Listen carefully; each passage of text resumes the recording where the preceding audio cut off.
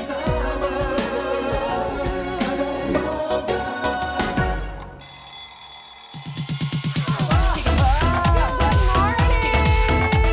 Uy, late na! Ating hashtag for the day ay hashtag KU-ingat sa ulan. Dahil sabi nga ng Pag-asa, panahon na po ng tag-ulan at trending po ngayon ang ubo, sipon, dengue, pati na rin po ang leptospirosis. Meron din po tayo makakausap tungkol dyan. Tapos meron pang monkeypox. Kaya doble ingat po talaga sa ulan, mga kada. Good morning, partner! Morning, partner! Greetings! Sabi niya, greetings sa lahat! And salutations! Magandang umaga! Ingat, mga kada! Iwas-iwas po sa lahat ng uri ng virus gaya na nabanggit ni Pia. At syempre, ayan ay nega sa buhay natin. At para hindi matigil at hindi madelay ang mga ginagawa natin, doble ingat po tayo para hindi tayo magkasakit. Bawal ang magkasakit. Tandaan po yan. Dahil natukoy na po ang 3 close contact sa unang BA.4 case ng Omicron sa ating bansa. Isang Filipino galing sa ibang bansa na nanggaling daw sa Qatar at mayroong travel history sa Brazil at South Africa. Ngunit, nakumpleto naman ang 14-day quarantine at siya ay, though unvaccinated, asymptomatic naman. At yung 3 nakasalamuhan naman niya ay asymptomatic din. At wala ring nangyari. Vaccinated kasi. Para hindi na kayo mag-worry, hanggat maaari, huwag nang gumala-gala muna. Lagi mag-sanitize at syempre, maligo araw-araw. Okay? Para mawala ang mga virus na nakukuha natin sa labas. Okay? Narito na ang ating kampiyon, Ate Maureen! Marine Stripers! Na-late ka, Kuya Chris! Nakita niyo ba yung hair ko from Ate Christy? Ganda nga eh. Ate Christy, I love you. Namiss Parang kita. si Rapunzel. Oo, kailangan ko pa pahabain ng konti. Yes. Good morning, Kada Squad! Naku! KU doble ingat sa ulan. Yan po ang hashtag natin today. Nakita ko may GC si Emma na ipamimigay sa inyo, mga kada. Kaya i-comment nyo na po yan sa ating social media at mag-ingat po tayo sa ulan. Isa sa effective na panlaban sa sakit ay ang laging pag-workout at ang laging pagkain ng masustansyang pagkain. Vegetables, fruits. Ako, kayo ba? Nagre-restock ba kayo ng fruits and vegetables sa inyong Rev? Naman. Kuya Tony? Oo. Sa sunod na grocery ko, Kuya Tony, isasama kita. Para lahat puro gulay yung nasa ref mo. Ngayon yung mami ko nga very proud na siya kasi before, alam mo yung mga pag-normal, pag-bata, ayaw mo yung gulay. Tapos may aso kami. So yung gulay binibigay ko sa kanya.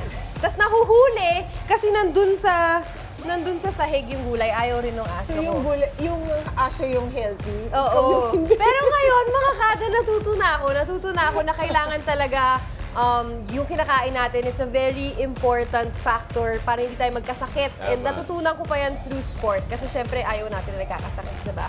So, mamaya po, meron tayong isang gold medalist pa rin ang makakausap natin. At aside sa pagiging athlete, isa rin siyang member ng Philippine Coast Guard.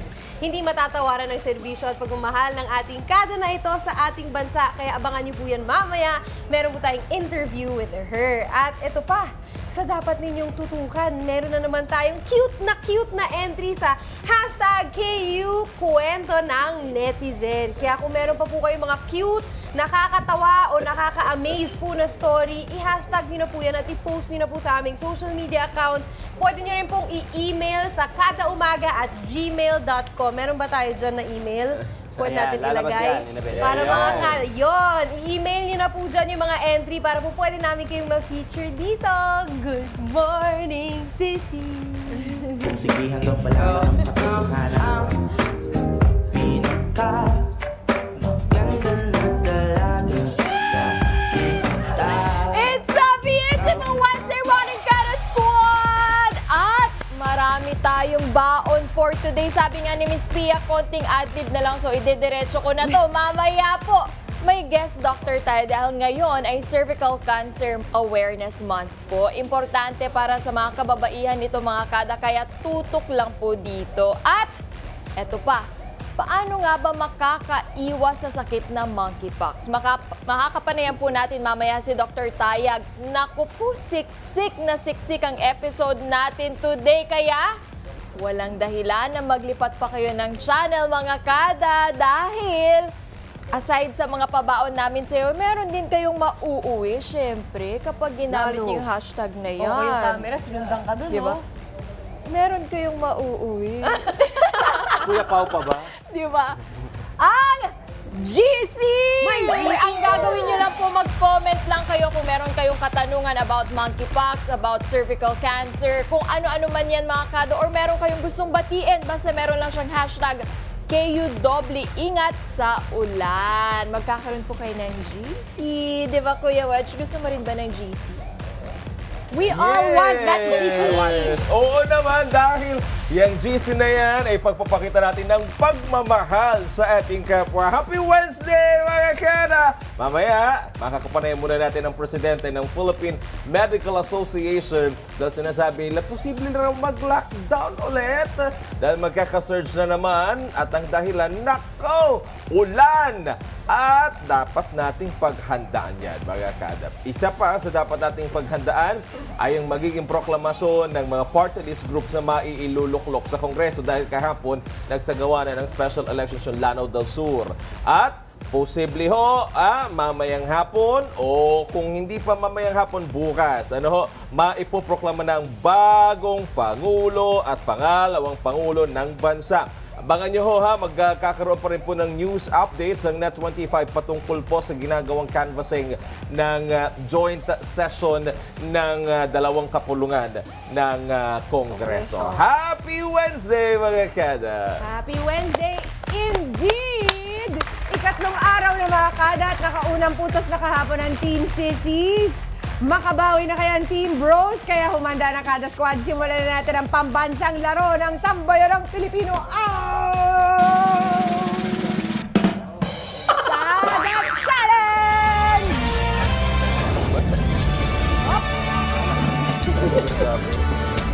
Mga kada, ngayong Miyerkules, nakailang araw na tayo na parang SEA Games yung mga laro dito eh. So, ngayon, teamwork ang kailangan ng Team Sissies at Team Bros para malagpasan ang hamon ng kada challenge for today. Natatawagin nating Plate, Be Careful with My Heart. Alam mo, yung writer natin, fan ni Jose Marichan. Ayan. Favorite title niya yan eh. Ang goal ko ng kada squad, i-shoot ng first player ang paper plate sa pamamagitan ng pagbato nito na parang frisbee papunta sa paper tray. Nahawak naman ng second player. O bawal hawakan ng second player ang paper plate or hablutin or saluhin para ilagay sa tray ha. Kailangan. Pero direct pwede ba yung iganon-ganon yung tray? O pwede iganon-ganon yung tray. Wag lang gumamit ng kamay para masalo. Okay, paramihan in 45 seconds. Kailangan ng distansya natin 2 metro. So, Sabayan ba to, Miss P? Sabayan? Kayo no. Sino magbabato? Girls Ikaw, ano first, to? Team Sissies first, and then Team Bros first. So, somebody has to decide sino magbabato, sino magsasalo. Decide na po kami. Sino mauna? Okay. Nag-decide na rin kayo? Decide. Gusto niyo mauna na muna. Kayo na mauna. Yay! Yun naman pala eh. Enjoy! Thank Kasi, you. Doon ka. sayang sa oras yung bato-bato pick, puro bato lang naman. Bali dito lang. Bato. Bali dito lang Puro kami, no? bato lang naman Ako siya. Kahit sino. Dito nga kayo. Okay, are you ready? Eto na! Kakaliwan ko to, Let's play Plate, Be Careful with Your Heart. 45 seconds. Ready, go! Uy, galing. Ang dali. Layuan kaya natin. Layo ko. Sige. Wag na! Panalo na tayo eh! Oras! Makatikip. Wait, may line, no? Lalayo pa ako. Ilang segundo pa po. Lakas mo ko! Wow, dalawa. No. Magkatikit. Magkatikit. No, magkatikit talaga para may weight. Oras po natin. 9, Dalawa Eight. talaga. Para may weight. Seven. Kasi flim seat. 6, daw. 5, 4, 3, 2, and that's it. Wala silang Not na-miss, isa lang. counted. -1. So, ilan to? 1, 2. Ay, ito. Counted as 1 lang to. Counted as 1 lang. 1, 2, 3, 4, 5, 6, 7, 8, 9, 10, 11, 12, 13, 14, 15! 15 points Yes. for Balik na bagay. Team Bros. Galing mo, bro. Kaya ba? Kaya ba? Born ready, Miss P. Okay, Team Sissies. Here we go. 45 seconds, please. Ready? And go. Yes, ang lapit. May injury naman si Emma. 3, Ala. 4, Squat. 5, 6, Careful ang mga injured. 8, Isang kama lang yan, ha? 9, 10, 10, Sana orasan mo na rin. 11, Haba pa eh.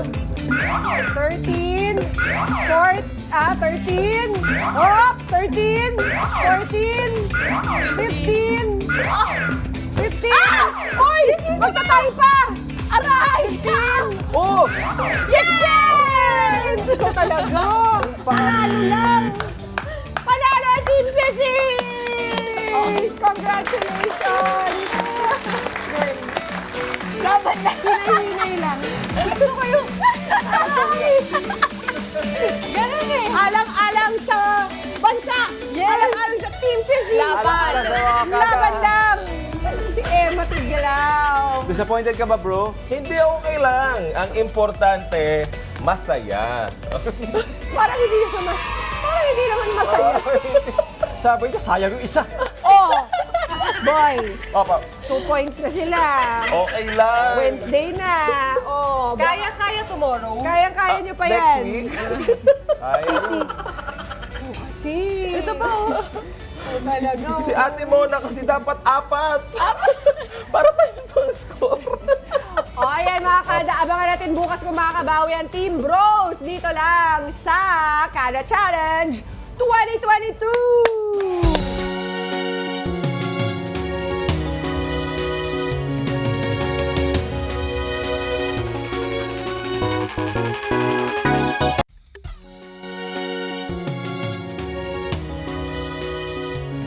Okay, isa na namang leveled up at masarap at very affordable. Kayang-kaya ni nanay at tatay sa kusina na dish ang ituturo namin sa inyo. At dahil malapit na ang proclamation ng presumptive President Bongbong Marcos Jr., inspired sa kanya at sa kanyang pamilya ang dish na lulutuin natin today. We all know ay isang native Ilocano si Ginoong Bongbong Marcos Jr. at ang kanyang ama, of course, ang kanilang pamilya. At kilala mga Ilocano sa kanilang masasarap na pagkain, intrinsic, 'di ba, sa bayan nila. Ginagawa nila ng masasarap na mga putahe, hindi ba? Maraming gulay, gagawa natin ng pinakbet or kung ano bang meron doon, 'di ba? At kaya ituturo namin sa inyo ang isang espesyal na dish na paborito ng former President Ferdinand Marcos at presumptive President Bongbong Marcos at ng kanyang pamilya. At hindi lamang basta-basta sardinas dish ito, leveled up. Dahil leveled up din ang ating guest chef. One of our top chefs in the country. Diba? Nakilala natin ito mula sa Asian Food Network. At itong nagdaang 30th Southeast Asian Games sa Pilipinas, siya ang executive chef. Siya po ang nagpakain sa lahat ng mga atleta roon. So you can just imagine the creative mind that he has, di ba? And lagi ko siyang guest sa aking mga food shows at isang matalik na kaibigan at napakahusay na chef. Thank you for saying yes. Palakpakan natin, Chef Bruce Lim! Thank you, Direk. Yes. Yeah, so we're gonna go ahead and start off. Gagawin natin ng sardinas na may malunggay. I think that's normally a soup, di ba? Yes. Okay, so what we'll do now is we're just gonna preheat the pan. Tapos gagawa natin ng base. Okay. Okay, I'm gonna bring in one of my cooks and chefs with me. Ayan. So we're gonna slice in garlic sibuyas lang. Sa galawang, alam mo talagang ibang level na chef ito. Sa galawang hiwa ng puting sibuyas, no? Bati ka naman muna sa kanila, bro, habang ginagawa mo yan. Kamusta? Ang galing, tingnan niyo yan. Pa-tight shot nga ito, direct. Ang galing niyan, eh. So, ang mga kailangan natin ay meron tayong white na sibuyas, meron tayong bawang, meron din tayong, may nakikita akong cherry tomatoes, meron tayong nakikitang, of course, sardinas. Ordinaryo, regular na lata ng sardinas. 500 grams sardine in tomato sauce, 50 grams ng onions, tama ba, Chef? Tama. And 20 grams ng garlic, salt and pepper to taste. At kailangan din natin ng fish stock. Chef, kung walang fish stock, anong pwede natin gawin? Pwede mong gumamit ng bouillon cube or tubig lang. Tubig lang. Tubig na may patis. Oo, pwede. Tubig na may patis. Okay, and then, kaunting mantika lang. Chef Bruce, would you mind telling them kung ito ba ay maaari natin makita lang sa kusina? Oh, everything you have here you can find sa kusina mo. Diba? Everything is pretty much simplified. Kaya this is the recipe we picked para everyone at home can actually do it themselves. Nice.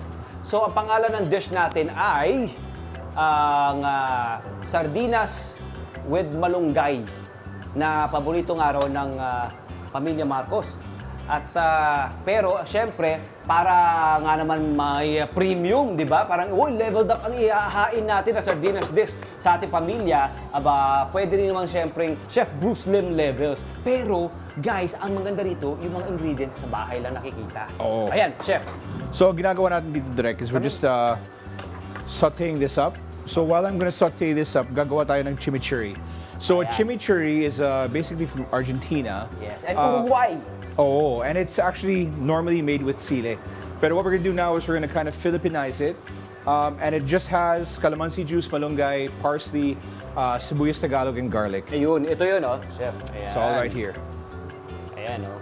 Parsley. May malunggay. So malunggay, since there is malunggay in the sardinas dish, we're gonna add some malunggay to this. Nice. Usually kasi ang chimichurri, pinaparisan niya ng mga South Americans sa with their roasted stuff, roasted fish or pork or meat, any meat, di ba? Pero ito very Filipino kasi may malunggay, guys. So, pwede niyo i-level up yung dip or sauce experience natin, di ba? So, yun lang.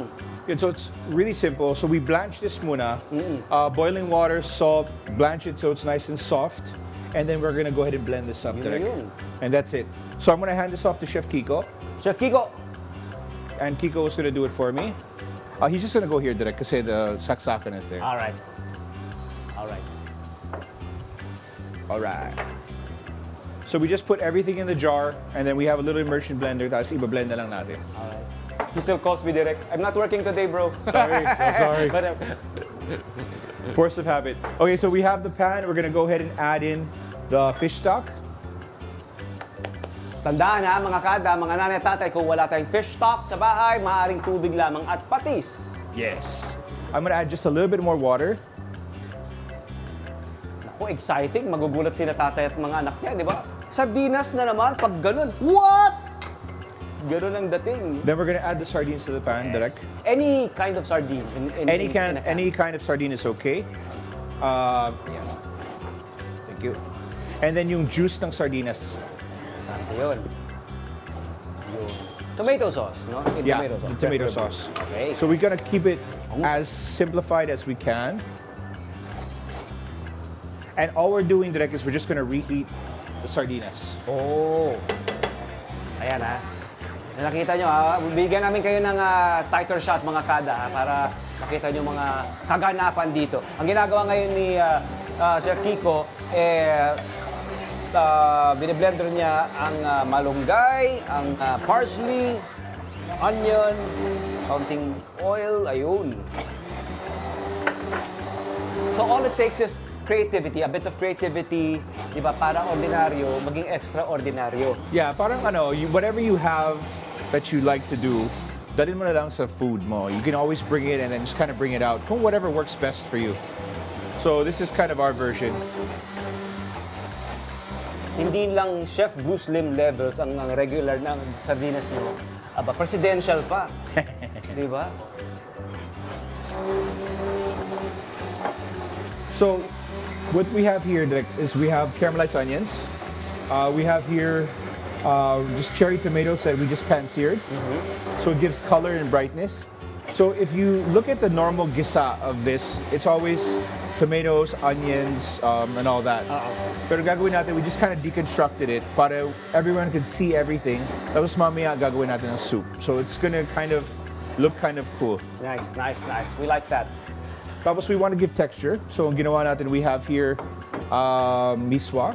Ooh. So we just fried it. Pinrito lang. Yes, para it has a little bit more crunch to it. Oh, so malaro sa texture ito. Yes. Nice. Pero ordinary miswa lang yan. Ordinary miswa. Oh guys, Pero yung yung- tatay, miswa lang yan. Yung sikreto is always soak your miswa first Oh. to remove the starch.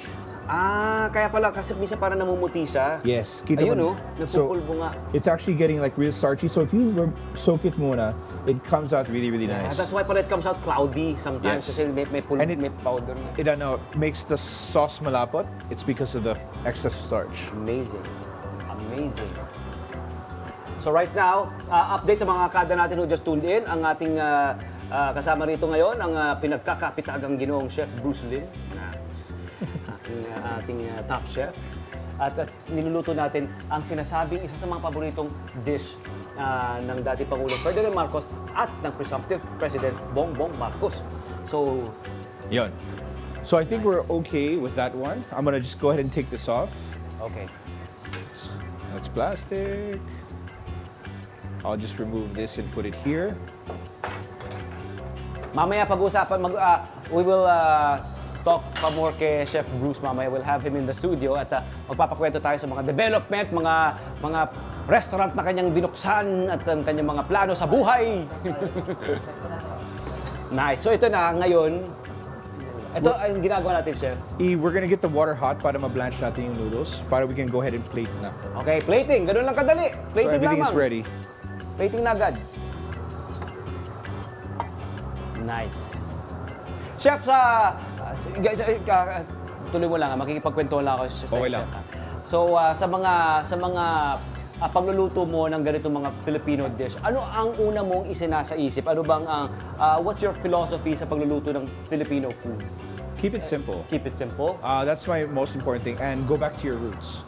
So if you keep it simple and you just kind of enhance what's already in the dish, you won't go wrong.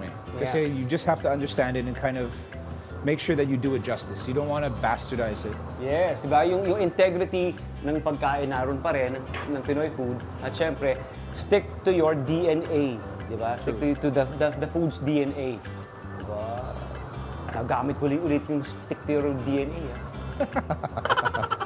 Chef Bruce, okay, galing na din si Chef Bruce. Okay, so, hinintay natin yan. Okay, It's good. We're gonna go ahead and blanch this ito na, now. miswa. Miswa. When you blanch, Chef, when you say blanch, ang ibig sabihin ay You want to cook it gently in boiling water, and then you want to shock it. But since we don't have anything to shock it, cold ice water, we're just gonna be very, very quick. ang galing Chef Bruce, hinuhugog. Iba talaga pag legit na chef, eh. May mga hinuhugot kung saan-saan dito. Eh. Diba? Mga totoo. The real thing, the real McCoy. So we're just letting it kind of set up. Kapag nag-iba yung kulay niya, we're happy with that. We don't want to cook it out too much or else magiging paste siya. Oo. Uh-huh. Can you do Ayan na. that, buddy? And then, sasalain natin. Nice. And then we can plate. And plating. Yun na yun, mga kada. Plating. Ready na. Mga nanay at tatay. Sulat natin ha. Of course, i-upload natin ito sa official Facebook page ng Net25. Ang spectacular na sardinas dish. Yes. I'm gonna put Ala on siya, my gusto. gloves Ayan. muna. course. Kasi whenever you do plating, kapag finished goods now, or you have to, you always have to wear gloves. Idol kita riyan. Kaya lagi ako naka-gloves eh. May baon nga ako rito eh. Alam niyo yan. For your gloves, na mga pangangailangan sa gloves, Tony Pet Gaba lang po. Or Chef Bruce Lim. Okay, yan na. Plating. Ito, abang-abang na tayo sa camera. Yan na. This is the best. So it's really, really simple. You just want to kind of make a little bed. Diba? Imagine, ordinaryong miswa, sardinas, mga kada, mga nanay, tatay, malunggay. Diba? Hotel, restaurant levels. Diba? Chef Bruce Lim levels. Pero mga ingredients, nasa kusina nyo lang. Nasa tindahan, ni Aling Barang. Di ba?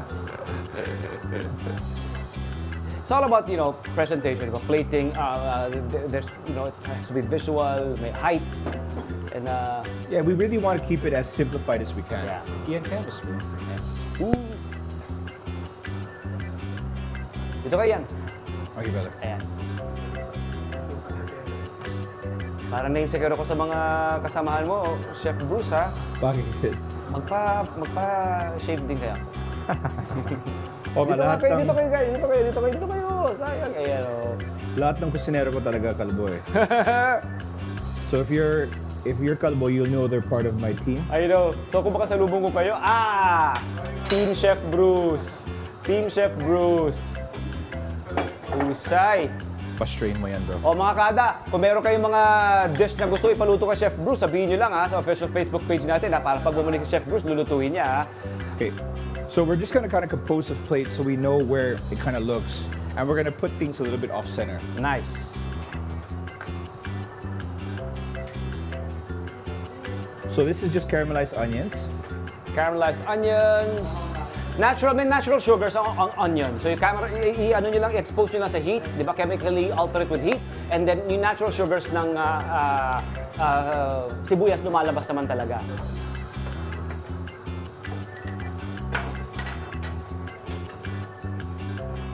And then we have here, just regular cherry tomatoes. Or any regular tomato pwede, no? Pwede mong i-dice Lemon yung wedges. I-dice. basic ones. Yeah. Ayan. Maya-maya lamang sa pagbabalik natin ni Chef Bruce. With Chef Bruce, ang ating finished product ipapakita natin. Actually, ano yun? Ito na, direct. It's all good. Ang bilis, oh. And then yung malunggay chimichurri. Malunggay chimichurri. Imagine yung malaro sa flavor. You can imagine how the flavors will be changing kapag kinakain mo, di ba? Pero yung integridad ng ating sardinas, nariyan pa rin. And our crunchy miswa. Noodles. Miswa, no? Yeah. Yep. Patong lang. Nice! Nako. Nagpapalakpa ka ng studio, ha? Okay, yan na. Ito ang, ayan na, dalawa. Ito ginawa ko, Chef. Yes, tama.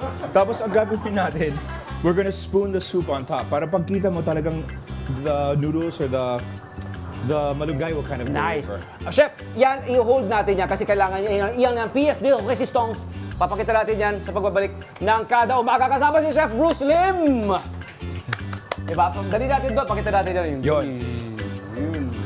Alright, thank you. Magbabalik kami. Sakto yung pagkapasok ko dito dahil tikiman time na with Chef Bruce! Chef Bruce Lim! Ayan na. Chef, Hi, good morning. I Chef, have never seen sardinas look this nice. Wow! Super sarap. At ang magandang balita, lahat yan nasa kusina mo lang. Oo naman. Leveled up, diba? Konting creativity lang of putting things together, di ba? Nagiging, tada, panibagong dish na. Hi, Chef Bruce. Gusto ko Hello. yung parang tinutong mo pa yung ano. Yung miswa. Chef Bruce, natikman niya ang food mo sa SEA Games natin Yes. dito. Kasi, Okay. Ako yung siguro yung pinakamalakas mo kumain Medalist doon. siya. Humingi pa ako ng malaking sa bowl village, ganyan. sa Athletes Village nyo. Okay. I really took advantage na tayo yung host. Sabi niya, pahingi po pagkain dun sa loob. Yung wala ng pagkain sa labas, pahingi po sa Pinakwento loob. niya eh. Grabe yung niluto nila. 24 sarap hours yun talaga. eh. Okay, so I'm gonna go ahead Chef and pour Bruce. over. Go ahead po. May something eh. So ito yung sabaw daw ng sardines na ang nilagay mo, Chef, ay... This is just the sardinas in the stock. look at that. Yan po yung nandun sa lata. Yes. Okay, but then you added more. Bakit, We just bakit use- pag nagluto ako sardinas, Fish hindi stock. ganyan? Fish stock, okay. And then Depende daw. garlic and onions. Yeah. Garlic and onions. So, sinutein niyo po sa garlic and onions Yes, yung, ma'am. yung stock. Yun. So when you actually pour over, what happens is the malunggay comes out. Thus it becomes the malunggay and sardinas. Yung chimichurri niya is malunggay. Instead of Sarap. oregano and Sarap. parsley. So there you go. Alam mo na, pagluluto Kung kita. wala raw fish stock, guys, tubig at patis lang daw. Or any fish. Healthy siya, may malunggay eh. Tama, Yes. tas with tomatoes Diba, pa. no? Yeah. Okay, so ano pang hinihintay natin? Please Tikman try. natin. It's not gonna eat itself. Chef, ito Enjoy, free na guys. niyo po. Yes, Chef so Bruce. that's just miswa that we just deep fried. Chef Bruce, Yes. mga bagong restaurant natin dyan, invite mo na sila. May Yeah. if you want to try food like this, tapos different Filipino food that we kind of upscaled, please check out the Luna Cafe. It's in Hagonoy, Taguig. It's one of our. It's a really cool restaurant, kind of laid back, and it's really chill atmosphere. So if you guys have it, it's in Taguig, La Luna Cafe. Please try it out. Noted. Okay, Pia, later. noted. See you later Thank siya. you, Mama. And then, ano I bang will do best-selling na that. dish doon? Anong best-seller natin doon? Para sa akin, you have to try the itik. Kasi what we do is we get like a lot of Taguig menus or dishes that we kind of upscale. Sarap! So it's Calderetang itik is one of our favorites. Oo. Itik ng pangono. Yes. Sarap!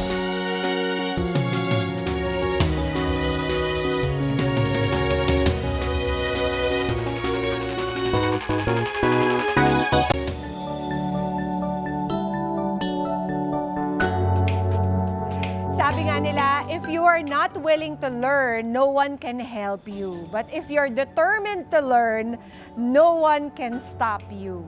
Yan ang pinatunayan ng ating kada na dumaan sa maraming struggle sa buhay mula sa pagtatrabaho as domestic helper sa Hong Kong, nagpursiging makapag-aral as a scholar at nakapagtapos ng kolehiyo sa New York University. Makasama po natin live via live online sa New York, USA, ang isang full-blooded Filipina na kasama sa mahigit 19,000 graduates ng New York University Class of 2022. She's an author, photographer, and a former domestic helper in Hong Kong. Talaga namang hindi biro ang pinagdaanan ni Saiza Cruz Bacani bago makarating sa kanyang pangarap at makilala sa larangan ng photography. Welcome sa Kada Umaga, Saiza. Thank you for joining us this morning. Hello, magandang umaga sa inyong lahat. Thank you for having me, Pia. Wow, thanks for agreeing to this interview. Saiza, ano muna ang pakiramdam na you graduated sa isa sa pinakamagagaling na universities in the world? So ngayon, I'm bit overwhelmed kasi ang dami kong natanggap na love from Filipinos all around the world and ang daming natuwa. So parang na-overwhelm ako sa sobrang pagmamahal and excited for what the future will bring. Yun yung pakiramdam ko ngayon. Super overwhelmed. Wow. I wonder what your parents think. Your mom, I know that your dad is nandito pa rin sa Nueva Vizcaya, where your family is from. Anong reaksyon nila? Si Papa, siya yung talagang stage father. So, nagpa-tarpaulin and everything. They're very excited kasi I'm the first in our clan to be able to go to grad school and graduate sa outside the Philippines. So, wala kasi akong undergrad. So, parang for them, it's a dream come true na makita yung anak nilang graduate. So, ayun. Tuwang-tuwa sila. Grabe mga kada, si Saiza, hindi lang nag-graduate sa New York University, scholar pa ng New York University. Di ba, Saiza? Kwentuhan mo nga kami kung paano ka nakapasok sa NYU. Because this is everyone's dream, di ba? Na makapasok sa isang magandang university such as NYU. Ang daming challenges, pero mas marami yung support from a lot of gracious people. It's actually a village. It took a village to be able for me to apply to the program because they need an undergrad. Kailangan may college degree ka bago ka mag-apply. But then because we have Filipinos who work at NYU like Joan Maniego of Tish, Michael Parugunan. So, they encouraged me. Tapos, nag-apply kami using my portfolio kahit walang diploma. And then, of course, sa tuition, may mabuting loob na nagbigay sa akin ng scholarship from Hong Kong. And then, of course, NYU offered me a scholarship as well. So, ang daming nagtulong-tulong para makapag-aral ako. Hindi lang ako. Kumbaga, minsan nga iniisip ko, wow, di ba? Parang na yung puso ko tuwang-tuwa kasi ang daming taong nagtulong-tulong for me to be able to dream and make this dream come true. So ang dami kong pasalamat sa kanila. Bibigyan kita ng oras, Saiza, to thank all those people. Pero syempre, ikaw naman masyado po kasing humble naman to si Saiza. Hindi naman po naman tutulong ang napakaraming tao sa kanya, kung hindi siya nakitaan ng talent. The reason she got offered the scholarship is because of her photography, di ba, Saiza? Kwento mo nga yan sa mga kada natin na how this passion for photography started at ano-ano ba itong mga works na ito na nakapag-inspire sa napakaraming tao, as you said, a village, to support you and to give you an opportunity na makapag-aral sa NYU. Isa ako sa mga milyong-milyong mga Pilipinong bata na naiiwan ng magulang kasi kailangan mag-abroad, kasi mahirap ang buhay during that time. I was 8 when my mother left for Singapore. She was actually trafficked and then went to Hong Kong to work for Mrs. Louie, and finally okay yung employer niya. And then at the age of 19, I followed my mother's footsteps. So I'm on the both side of the migration spectrum. I was a left behind child, and I also became a migrant worker. So during my time in Hong Kong, I started taking photographs for my mother. So ako yung naging mata ng nanay ko. Ako yung nag-uuwi ng mga kung ano nakikita ko, inuwi ko sa bahay. Yun nakikita niya.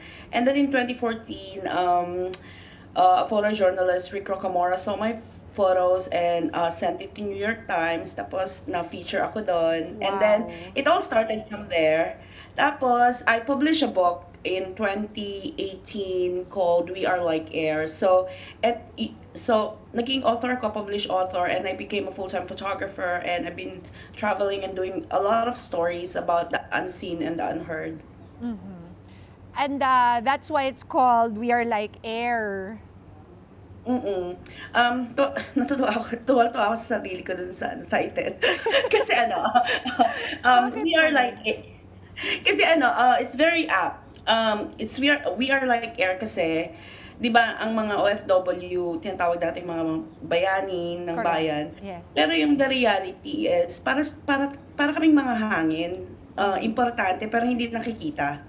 Hindi nakikita yung contribution, hindi nakikita yung pagod, hindi nakikita yung mga sakripisyo. So parang hangin. So we are like air, kaya yun yung title ng book ko. But then also usually, di ba, pag kwentong OFW, laging malungkot. Sa book ko, I decided to celebrate women or migrant workers, especially women, who left the country and work hard for their families. So, kailangan i-celebrate din natin sila, di ba, yung mga contribution nila sa pamilya natin, sa Pilipinas, especially Pilipinas, yeah. Dito sa Kada Umaga, saludo kami sa mga efforts ng lahat ng OFWs natin na talaga namang patuloy na nagsusumikap at nawawalay sa kanilang pamilya para lang makasupport din sa kanilang mga families. Saiza, can you tell us, you had your own experiences as a domestic helper also in Hong Kong. What was the experience like for you? Well, mahirap kasi I was 19 when I left. So, medyo yung transition, no? Supposed to be, nagbabarkada pa ako, making mistakes in life and enjoying life at that age. It's a very formative year. But that time, dahil sa hirap ng buhay, I need to leave. So, medyo ang dami ko ring pinagdaanan, yung homesickness, tapos parang ang layo-layo ko na sa pamilya ko, sa father ko. Ang daming hirap. But then, I was grateful in a way because I was able to be with my mother. Kasi nung umalis siya, 8 ako eh. So, ang laki nung time gap namin na magkahiwalay. So, nag-focus ako in healing the relationship na meron kami ng mother ko. Kasi, I don't know how to be a daughter and she doesn't know how to be a mom because of the separation. Yes. But we were able to reconnect again as a mother-daughter. And then, syempre, mahirap mag-alaga ng mga bata, wala akong anak eh. So, nag-aalaga ako ng iba. But then, the kids grew up really well and naging super close sila sa akin hanggang ngayon. So for me, that chapter of my life with Mrs. Louie, who became a second mother to me, Yeah. that chapter of my life actually created my character. Yun yung nag-build ng character ko because I was lucky, hindi ako naabuso. Yes. Actually, na-encourage pa yung hilig ko sa art because of Mrs. Louie and her family. Yun. And at the moment, sabi mo nga, this family that your mom works for is so kind na hanggang ngayon, nandun pa rin mami mo, di ba? Andun pa rin yung kalahati ng mga gamit ko actually. So I still consider Hong Kong as my second home. Hanggat maaari, umuwi ako doon until the pandemic happened. And andun pa rin yung mga camera ko. So may kwarto pa rin ako sa bahay ni Mrs. Louie. So ganun ka-close yung What a blessing. family namin. Yeah, it's a blessing. You mentioned, Saiza, your cameras are still in Hong Kong with Mrs. Louie. Paano ba nagsimula itong passion mo for photography na siya naging susi for how you also got this far, di ba? Kasi mahilig talaga ako sa art. Nung bata pa ako, alam mo yung mga barabarangay, merong mga tinatapon na or mga mini libraries. Pero dahil sa hirap ng buhay, sometimes, most of the time, if you're hungry, the necessity to create actually is not as important as the necessity to feel To survive. your stomach. To survive, yeah. You have to survive. Oo. So kahit gusto mong mag-create, gusto kong magpinta, gusto kong gumawa ng mga art, wala akong time kasi busy akong mag-survive. So when I went to Hong Kong, napansin ko yung mother ko, hindi nagka-holiday, hindi lumalabas. Oo. So kasi choice niya yan, kasi para mas marami siyang maipadala sa mga kapatid ko, Oo. sa pag-aaral Hindi nila. nagda-day off, kumbaga. Hindi. Noon hindi. Ngayon, nagda-day off na siya. Kailangan. Buti naman. So, I chose photography because it was quick and mas accessible kasi siya sa akin that time. And then, I borrowed a loan. Actually, the first reaction ng mother ko, nung sabi ko, gusto ko ng camera, sabi niya, pang mayaman lang yan. Ano ka Oo, ba? ayaw. Ayaw niya kasi it's actually 3 months of my salary during that time in 2009. But my very good employer, Mrs. Louie, was like, oh, I'll give her 3 months of her salary. Let her be happy. Because I was really young. So for her, ayaw niyang masayang yung oras ko sa Hong Kong. So ayun, then I started taking photos and nag-stick kasi talaga siya sa akin. It became a way for me to express myself as well. At the same time, ikaw yung naging mata ng mami mo, sa mga kapaligiran ng mga panahon na ayaw niya lumabas. Dahil nakatutok lang siya sa pagtatrabaho. Diba? Oo. So, Saiza, eto na, bibigyan na kita ng pagkakataon. Sino-sino itong mga taong gusto mong pasalamatan? Super dami, isang barangay, sir. So I will start with my anonymous my anonymous supporter, Loki siya, ayaw pabanggit ng name, who paid for my scholarship, and of course New York University for taking a chance on me. Joan Maniego, Vivian Fung, Michael Perugunan. There's so many, kaya ayoko mag-mention, baka may makalimutan ako but I would love to magpasalamat sa parents ko because they allowed me to fly. Yun talaga yung pinakamalaking contribution nila in a way na nung time na na-discover, I put an air quote on the discover, nung time na nag-change yung path ko, hindi nila ako in-stop. Talagang hinayaan nila akong lumipad. They freed me from any responsibility and they told me to take care of myself and go for my dreams. So I'm really grateful sa mama at papa ko kasi they allowed me to do that.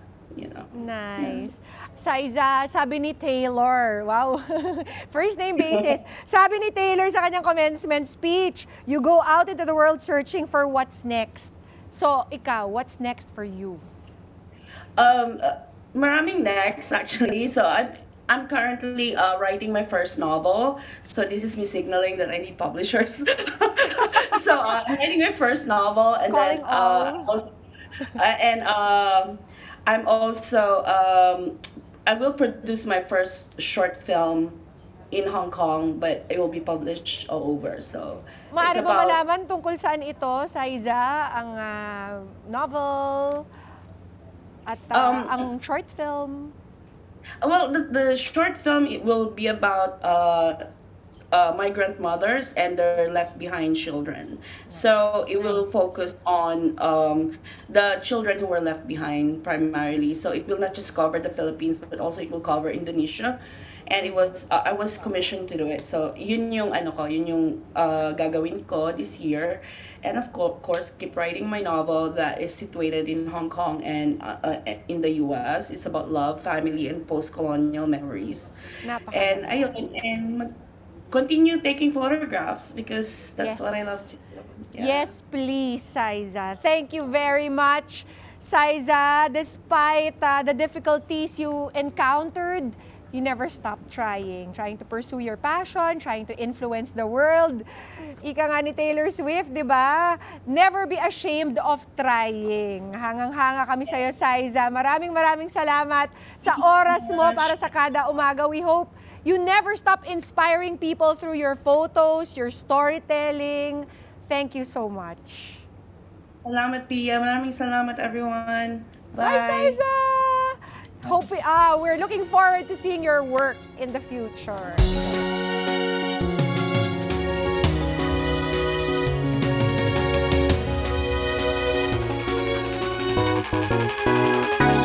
Netizen naman natin ay napa-throwback din sa kanilang wedding event ng kanyang hobby. Netizen, ikwento mo! Hello mga kakada! Ako nga po pala si Shermy Season Torren mula sa Taguig City. Ito ang aking kwentong netizen. Noong 2014 kami nagkakilala, parehas kaming kalihim sa aming lokal. 1 year and 6 months kami bago nagpakasal. Then ito yung kakaiba sa aming kasal. Kasi nag-reception kami sa isang fast food chain. Sabi nila is kung bakit daw nag-fast food chain kami, kung same lang naman daw sa cater. Then sabi ko is hindi. Kasi sa cater is ang pinakamababa is 405 per plate. Then sa fast food chain is naka 210 lang kami. Then only rice na. Then may halo-halo ka pa. Then, meron ka pang drinks. Then, only sabaw pa. Then, unlimited yung chikahan at unlimited yung saya. Then, naisip namin ng husband ko na is mas maganda dito sa fast food chain na to kasi kaysa naman kasal na pulubi later. Mas binonggahan na lang namin yun sa kapilya para lalong maging maayos yung kapilya at maging maganda yung araw ng wedding namin. And of today, ang mahalaga pa rin naman yung puso ni groom and bride at ang paghahanda sa buhay mag-asawa. Salamat, Kada Umaga. Ito ang aking kwentong netizen. Ang galing ka, Sherry! Ang husay! Husay! May annotation!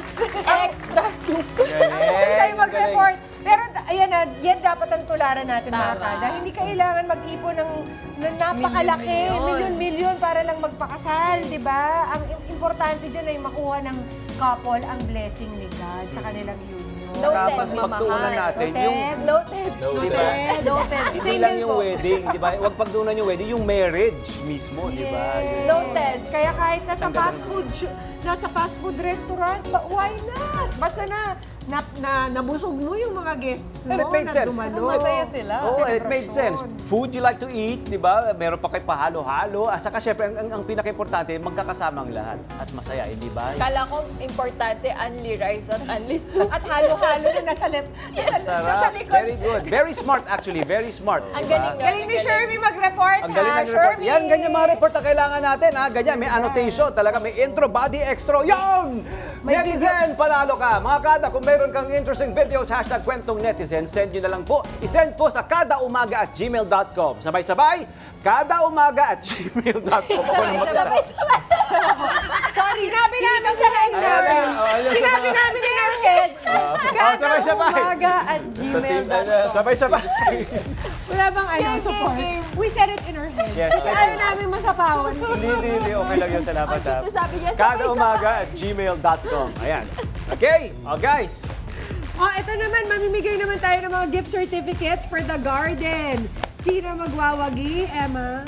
Narito na po ang nanalo ng gift certificates sa The Garden na matatagpuan po yan sa Ciudad de Victoria worth 1,500 pesos. At ang ating lucky winner ay si Arnold Osin.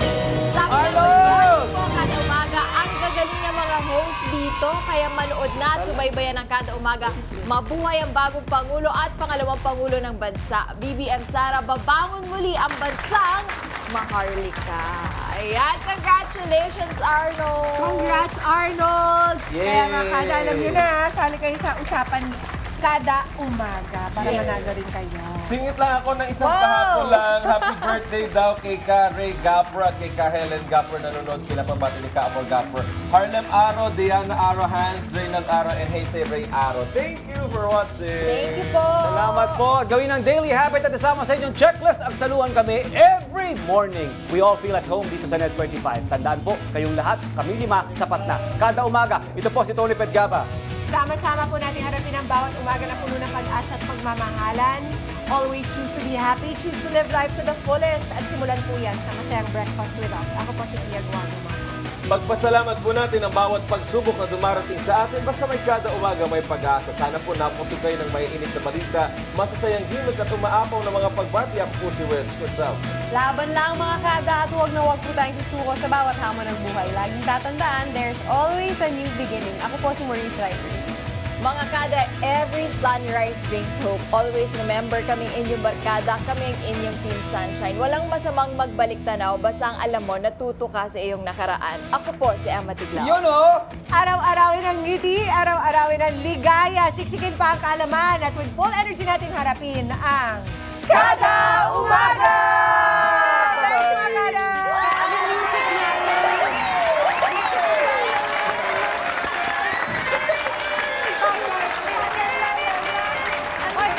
Oh, how G! 1, 2,